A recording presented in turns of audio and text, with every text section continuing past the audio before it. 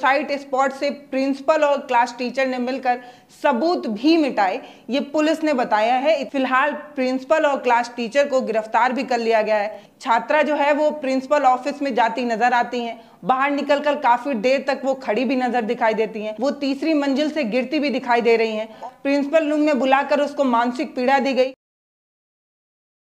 आजमगढ़ के children's girls college के श्रेया मामले में पुलिस ने प्रिंसिपल और टीचर पर सबूत मिटाने और हत्या के लिए उकसाने के साथ साथ और भी कई आरोप लगाए हैं। साथ ही पुलिस के हाथ एक ऑडियो भी लगा है। उस ऑडियो में क्या है ये जानने के लिए आपको वीडियो सिलसिलेवार तरीके से देखना होगा, पूरा देखना होगा। एफआईआर की गई तो कौन कौन सी धाराएं लगी, ये सब कुछ जानने के लिए वीडियो पूरा देखना होगा। आपको बताते चलूं कि 31 जुलाई को आजमगढ़ के चिल्ड्रंस गर्ल्स कॉलेज में पढ़ने वाली 11वीं की छात्रा श्रेया तिवारी अपने ही स्कूल के छत से कूदकर अपनी जान दे देती हैं। इस मामले में छात्रा के परिजन यानी कि गार्जियन स्कूल प्रबंधन पर गंभीर आरोप लगाते हैं। इसके बाद पुलिस जांच करती है और पुलिस जो जांच करती है उसमें जो मामले सामने आते हैं उसने क्या क्या खुलासा किया आप जानिए। उन्होंने बताया कि प्रिंसिपल द्वारा छात्रा को क्लास में मोबाइल ले जाने को लेकर मेंटल टॉर्चर किया गया, यानी कि पूरे बच्चों के सामने उस बच्ची को मानसिक पीड़ा दी गई। बच्चों के सामने हुए इंसल्ट की वजह से और स्कूल में हुए दबाव में आकर बच्ची ने छत से छलांग लगा दी, सुसाइड कर ली। पुलिस ने यह बताया कि सुसाइड स्पॉट से प्रिंसिपल और क्लास टीचर ने मिलकर सबूत भी मिटाए, ये पुलिस ने बताया है। इतने बड़े बड़े गंभीर आरोप लगाए हैं। और क्या कहा है सुनिए। छात्रा की मौत के बाद पुलिस ने प्रिंसिपल और टीचर पर मुकदमा दर्ज करके कार्रवाई शुरू की थी। इसके बाद जांच में पुलिस ने कई बड़े खुलासे किए। उन्होंने बताया कि स्कूल में लगे सीसीटीवी में ये साफ दिख रहा है कि किस तरीके से छात्रा स्कूल की छत पर जाती है और वहां से छलांग लगा देती है और तुरंत ही उसकी मौत हो जाती है। इस बात पर पुलिस जानकारी देते हुए बताती है कि प्रिंसिपल और टीचर छात्रा की बॉडी को उस स्पॉट से हटाते हैं जहां पर वो बच्ची गिरी होती है, उस स्पॉट से उस बच्ची को हटाते हैं, खून के निशान को भी मिटा देते हैं। इसके अलावा उस शव को अस्पताल ले जाते हैं, फिर दूसरे अस्पताल ले जाते हैं, यानी कि ले देकर ये सब सुसाइड केस ना बन जाए इसलिए सारा स्वांग रचते हैं, सारा नाटक रचते हैं। आपको बताते चलूं कि पुलिस जब जांच करती है तो छात्रा के मोबाइल से एक ऑडियो हाथ लगता है, जिसमें ऑडियो में प्रिंसिपल साहिबा जो हैं वो छात्रा को मेंटल टॉर्चर करते सुनाई दे रही हैं।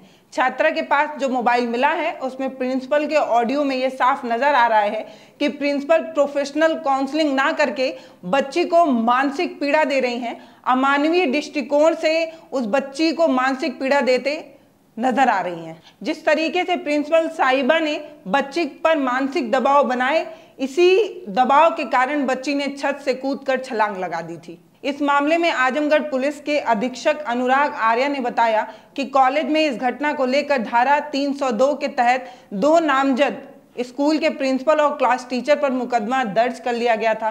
फिलहाल प्रिंसिपल और क्लास टीचर को गिरफ्तार भी कर लिया गया है। इसके बाद आरोपियों को रिमांड पर लेकर न्यायालय भेजा जा रहा है। इस तरीके की बात उन्होंने बताई। उन्होंने बताया कि पिता की तहरीर पर पुलिस ने प्रधानाचार्य और क्लास टीचर पर हत्या का रिपोर्ट दर्ज किया था।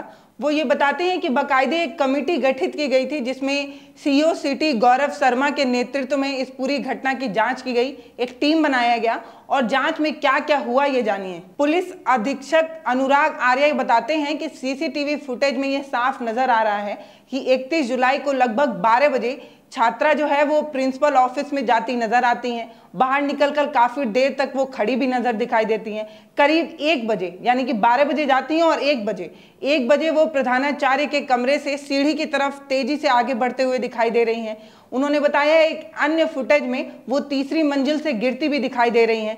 बताते चलें कि प्रिंसिपल सोनम मिश्रा और क्लास टीचर अभिषेक राय को गुरुवार को इस मामले पर गिरफ्तार तो कर लिया गया है। एसपी अनुराग आर्य ने इस बात की पुष्टि की कि बच्ची को मानसिक प्रताड़ना तो दी गई, जिसके बाद से बच्ची ने इस तरीके का कदम उठाया है, ये एसपी साहब खुद बोल रहे हैं। इसके साथ ये बता रहे हैं कि और भी कई चीज़ें हैं जिसे स्कूल में जो भी साक्ष्य थे उसको मिटाने की कोशिश की गई, जिसकी वजह से मुकदमे में हमने धारा 306 और धारा 201 जोड़कर इस मामले की जांच कर रहे हैं कि क्यों साक्ष्य को मिटाने की कोशिश की गई थी। उन्होंने ये भी बताया कि सिंदरी की सीईओ सिटी और महिला थाने के एसएचओ के नेतृत्व में एक टीम गठित की गई थी जिसमें सब कुछ जांच किया गया, यहाँ तक कि सीसीटीवी फुटेज और डीवीआर को जब्त किया गया और उसको सिलसिलेवार तरीके से देखा गया और गलती पाए जाने पर ही इन लोगों को गिरफ्तार किया गया था। एसपी अनुराग आर्य ये बताते हैं कि जिस वीडियो फुटेज में हमें ये दिख रहा है कि बच्ची गिर रही है, उसी फील्ड यूनिट से हमने बिस्टिन टेस्ट कराया, जिससे ये प्रमाणित हुआ कि छात्रा जहां गिरी थी वहां पर ब्लड मौजूद था, लेकिन ब्लड को स्कूल के कुछ लोगों ने मिलकर पानी से धुल दिया था। इसी आधार पर हमने साक्ष्य मिटाने का भी अपराध दर्ज किया है। इसी आधार पर हमने 201 जो है वो धारा शामिल की है। अभी तक जांच में जो तथ्य सामने आए हैं, इससे ये पता चलता है कि छात्रा के पास मोबाइल तो मिला था, लेकिन इस समय उसकी प्रोफेशनल काउंसलिंग की जरूरत थी, ना कि मानसिक पीड़ा देने की। ना मानसिक दृष्टिकोण से देखा जाए, मानवीय दृष्टिकोण से देखा जाए तो मानसिक पीड़ा देना एक अपराध है। आगे वो बताते हैं कि घटना वाले दिन क्लास ना अटेंड करवाकर बच्चे को प्रिंसिपल रूम में बुलाया गया। प्रिंसिपल रूम में बुलाकर उसको मानसिक पीड़ा दी गई। प्रिंसिपल रूम के बाहर भी खड़ा रहने की सजा दी गई। कुछ देर तक खड़ा भी किया गया। बच्चों के बीच में इस तरीके से उसका अपमान किया गया। इसके बाद ये भी बताया जा रहा है कि इसीलिए मुकदमा जो है उसमें धारा 306 और 201 को समावेश किया गया है। वो ये कहते हैं कि मामले की अभिवेचना अभी जारी है। इसमें जो लोग और भी शामिल पाए जाएंगे उन सब के खिलाफ सख्त कार्रवाई की जाएगी। अब दोस्तों ये समझिए कि पुलिस का बयान और परिवार वालों के द्वारा लगाए गए आरोप में लगभग समानता नजर आती है। माता पिता का भी यही आरोप है कि स्कूल में मेरी बच्ची के साथ मानसिक प्रताड़ना की गई, मेरी बच्ची को मेंटली टॉर्चर किया गया, जिसकी वजह से मेरी बच्ची उस सदमे को सह नहीं पाई और उसने इस तरीके का कदम उठाया। परिवार वाले यही तो आरोप लगा रहे हैं। पुलिस ने भी इसी तरीके के जो बात कही है, उससे परिवार वाले और पुलिस वालों की बात लगभग सेम नजर आती है। परिवार वालों का आरोप आपने सुना। इसी बीच प्रिंसिपल मैम ने जो कहा वो आपने पता नहीं सुना या नहीं सुना। मोहतरमा कहती नजर आती हैं कि मैंने अपनी ड्यूटी की है, मैंने अपना काम किया है। अगर काम करना गलत है तो आप मानिए कि मैं गलत हूं, और अगर काम करना सही है, मेरी ड्यूटी सही है, तो मैंने सही किया है। इस तरीके से मोहतरमा अपना बयान देते नजर आती हैं। किसी तरीके की कोई संवेदना उनके बयान में नजर नहीं आती। किसी तरीके की संवेदना के साथ उन्होंने ये तक कह दिया होता कि परिवार वालों की संवेदना के साथ मैं हूँ, मुझे बहुत खेद है कि मेरे स्कूल की एक छात्रा ने ऐसा डिसीजन लिया। इस तरीके की कोई बात मोहतरमा कहते नजर नहीं आती हैं। जांच अभी बाकी है, दोषियों को सख्त से सख्त सजा मिले इसकी हम उम्मीद करते हैं। लेकिन इसके अलावा प्राइवेट स्कूल जो जिस तरीके से अपनी मनमानी करता है, उसका ही एक उदाहरण मैं आपको और बताना चाहती हूँ। इधर प्राइवेट स्कूल ऑर्गेनाइजेशन इस मुद्दे पर हस्तक्षेप करते हुए ये बता रहा है कि 8 अगस्त को हम पूरे प्राइवेट स्कूलों को बंद कर देंगे। क्यों? क्योंकि हमारा आक्रोश है, बच्चे अपनी मनमानी करते हैं और हम उस पर कोई कठोर निर्णय भी नहीं ले सकते। मुझे ये नहीं पता कि श्रेया को न्याय मिल पाएगा या नहीं, लेकिन श्रेया को न्याय मिलना इतना आसान तो नजर नहीं आता, क्योंकि एक तरफ मामूली सा एक छोटा सा परिवार है, दूसरी तरफ महंगे महंगे प्राइवेट स्कूल और ऑर्गेनाइजेशन और उसका सिस्टम है। महंगे पैसे वाले सिस्टम से एक गरीब परिवार कैसे लड़ पाएगा, और अगर लड़ पाएगा तो उसको न्याय मिल पाएगा या नहीं, ये देखना होगा।